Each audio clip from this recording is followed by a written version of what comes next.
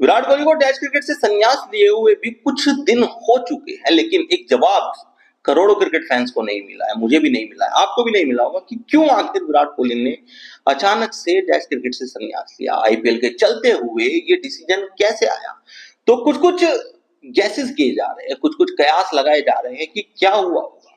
अब मेरे दिमाग में भी कुछ कुछ सवाल है कि भाई ऐसा कैसे हो सकता है?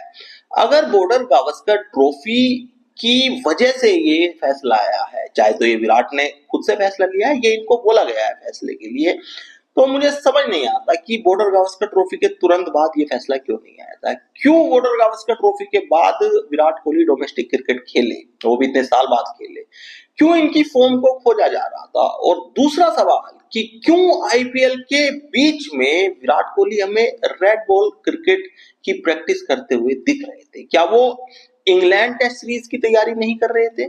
ऐसी कौन सी उनको तैयारी करनी थी जो चलते हुए आईपीएल में उनको रेड बॉल से खेलते हुए देखा गया था और नेट्स में उनको रेड बॉल क्रिकेट खेलते हुए देखा गया था? तो भाई सवाल यही आता है कि जब सब कुछ ठीक था और विराट कोहली अगर प्रैक्टिस कर रहे थे, तो इसका मतलब ये था ना कि उनका मन बिल्कुल नहीं था कि संन्यास लेना है। अगर वो संन्यास का मन बनाए होते तो वो क्यों प्रैक्टिस करते? वो अपना आईपीएल पे ही ध्यान देते।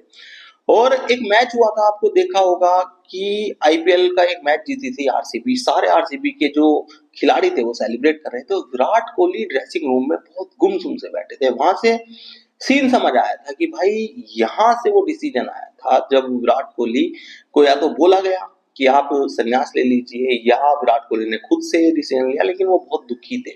उसके बाद विराट कोहली का अपनी वाइफ अनुष्का शर्मा के साथ में वृंदावन पहुंच के महाराज प्रेमानंद जी से एक तरह से ज्ञान प्राप्ति के लिए जाना, उसमें भी मुझे लगता है कि विचलित थे विराट कोहली, विचलित थे अपने इस डिसीजन से। डिसीजन उन्होंने लिया, लेकिन वो इस डिसीजन से खुश नहीं थे, इसलिए वो गुरुजी के पास गए, उनसे पूछा कि क्या मैंने ठीक किया है? तो बहुत सारी चीजें हुई है। बॉर्डर गावस्कर ट्रॉफी ने हमसे दो हमारे बड़े क्रिकेटर, सबसे बड़े क्रिकेटर छीन लिए भाई, रोहित शर्मा, विराट कोहली। और ऐसा तो नहीं है हम कोई सीरीज पहली बार आ रहे हैं यार, हम वर्ल्ड कप भी आ रहे हैं, हम पहले भी हम गांगुली धोनी की भी कप्तानी में हारे हैं, हम आउट ऑफ फॉर्म धोनी को भी देखा है, सचिन को भी देखा है। लेकिन इसका मतलब ये नहीं है कि सिर्फ एक ट्रॉफी का फेलियर दो खिलाड़ियों के करियर को तबाह करते। विराट कोहली को हम बिल्कुल कंसिडर नहीं कर रहे थे कि अभी वो संन्यास लेंगे, या टेस्ट क्रिकेट उनको लंबा खेलना था।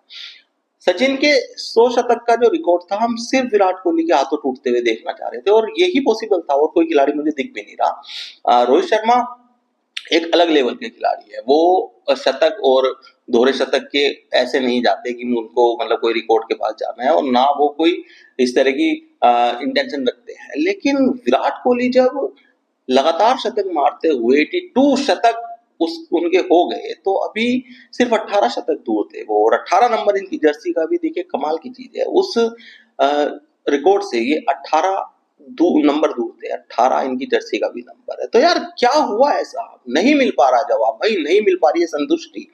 नहीं समझ आ रहा है कि क्या ये फेयर डिसीजन है या इन पे कोई दबाव आया था। आपको क्या लगता है? कमेंट करके जो बताया। इस चैनल को सब्सक्राइब और फॉलो करना ना भूलें।